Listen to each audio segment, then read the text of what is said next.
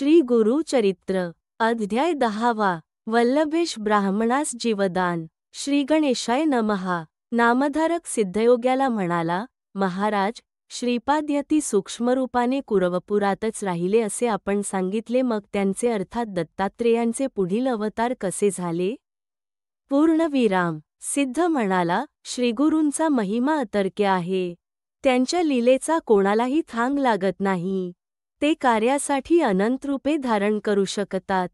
भगवान विष्णू क्षीरसागरात वास करतात, पण भक्तांच्या उद्धारासाठी त्यांनी भूतलावर अनेक अवतार घेतले हे तुलाही माहीत आहे.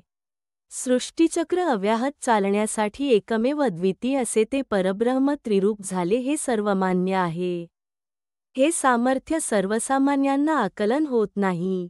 म्हणून श्रीपादयती कुरवपुरात अव्यक्त होऊन राहिले तरी त्यांना कालपरत्वे योगबलाने विविध अवतार घेतले हे समजून घे. गुरुभक्ती कधीही व्यर्थ ठरत नाही.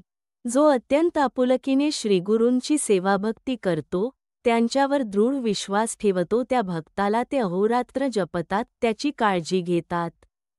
याविषयीची एक कथा सांगतो, म्हणजे श्रीगुरूंची वत्सलता. ते कार्यासाठी कसे प्रकट होतात याची खात्री पटेल. वल्लभेश नावाचा एक काश्यपगोत्री ब्राह्मण होता. तो सुशील व सदाचारी होता. व्यापारधंदा करायचा. तो श्रीपादांची भक्ती करायचा. त्यांच्या दर्शनासाठी प्रत्येक वर्षी कुरवपुरास यायचा. एकदा तो व्यापारासाठी निघाला. या खेपेस चांगला नफा झाला तर गुरुस्थानी 1000 ब्राह्मणांना भोजन द्यायचे असा त्या मनोमन संकल्प केला होता. मार्गामध्ये तो श्रीपादांचेच ध्यान करीत होता. श्रीगुरूंच्या कृपेने त्याच्या मालाची गावोगावी उत्तम विक्री झाली. त्याला अपेक्षेपेक्षा जास्त नफा मिळाला. ती द्रव्यराशी घेऊन तो कुरवपुरास निघाला. काही चोरांनी त्याला लुटण्याचे ठरविले. आम्ही श्रीपादांच्या दर्शनासाठी कुरवपुरास जात आहोत, असे सांगून तेही त्याच्याबरोबर चालू लागले. रात्रीच्या सुमारास निर्जन स्थान पाहून त्यांनी त्या ब्राह्मणाचा वध केला आणि त्याचे सर्व द्रव्य घेतले. त्याच क्षणी श्रीगुरु श्रीपाद धिप्पाड देह धारण करून त्यांच्या सन्मुख प्रकट झाले. रुद्राक्षधारी, भस्मधारी, जटाधारी आणि तीक्ष्ण त्रिशूळधारी अशा त्या साधूचे डोळे संतापाने आग ओकत होते. ते भयंकर उग्र रूप पाहून तस्कर भयभीत झाले. श्रीगुरूंनी आपल्या त्रिशूळाने त्यांना क्षणार्धात ठार केले. एक तस्कर गयावया करीत त्यांच्या चरणी लोटला. तो म्हणाला, मला मारू नका. मी निरपराधी आहे. या ब्राह्मणाला मी मारले नाही. माझे साथीदार याला मारतील याची मला जराही कल्पना नव्हती. मी याला वाचवू शकलो नाही. मला क्षमा करा. सर्वसाक्षी श्रीगुरूंनी त्याचे अंतःकरण जाणले. त्याला क्षमा केली.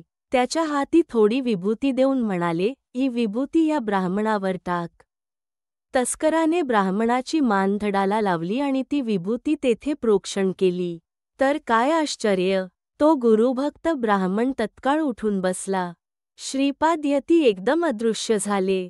जिवंत झालेला वल्लभेश ब्राह्मण त्या तस्कराला विचारू लागला, तू मला का धरले आहेस? या सर्वांना कोणी मारले? तस्कराने त्याला आधी घडलेली सर्व हकीकत सांगितली. तो म्हणाला, शंकरासारखा दिसणारा एक तेजस्वी येथे आला होता. या तस्करांनी तुला ठार करून तुझे धन चोरले म्हणून त्याने यांना मारले.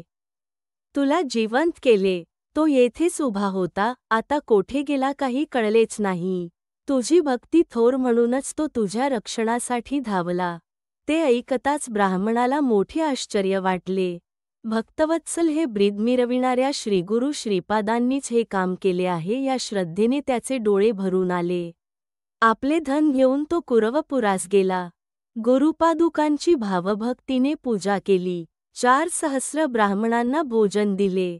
असे आहे कुरवपूर क्षेत्राचे महात्म्य. श्रीगुरु श्रीपाद अदृश्य रूपाने तेथे निरंतर वास करतात.